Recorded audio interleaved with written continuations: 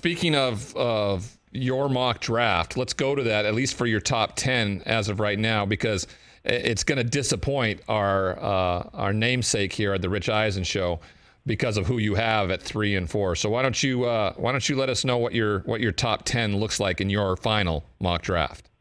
All right, so at number 1, now this is my best guess. This is me basically pulling all my sources that I possibly can to make a best educated guess of what I think is going to happen here. I got the Jaguars going Trayvon Walker at 1. Hutchinson I got going 2 to the Lions. Sauce Gardner I got at 3 to the Houston Texans. Jets at 4 going Ike Ekwonu. New York Giants, I got them going Charles Cross at 5. Carolina Panthers, no quarterback. I got them going Evan Neal at number 6. Giants 7, Derek Stingley.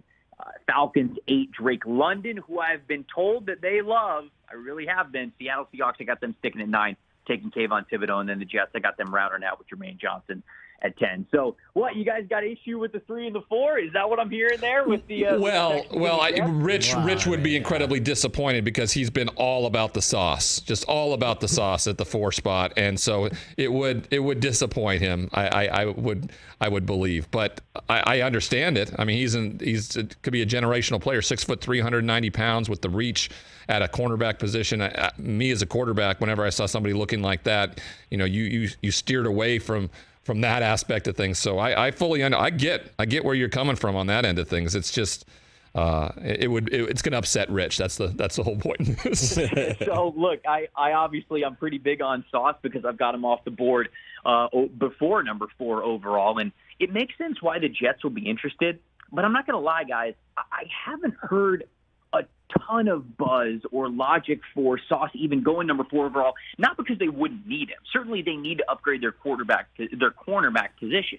But Joe Douglas is a guy who likes to build through the trenches. And if they believe that they have a trench need or a player that they just straight up really love in the trenches, that's going to be alluring for them, and I think it's going to take precedent in a top 5 pick. Robert Saleh loves to build through the front. He loves to build through the front 7. And if they believe they need to get better at pass rush, then I think that would even take precedent at number 4 overall. So really, yes, they need a corner, but there's also a decent chance that the Jets could get a pretty dang good corner at the top of the 2nd round. I think they realize that as well.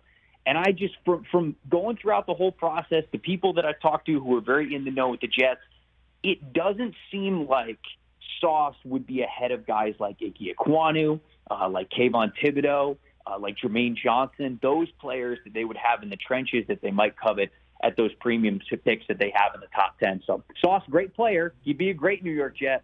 I just don't know how high he is on the board compared to those trench guys.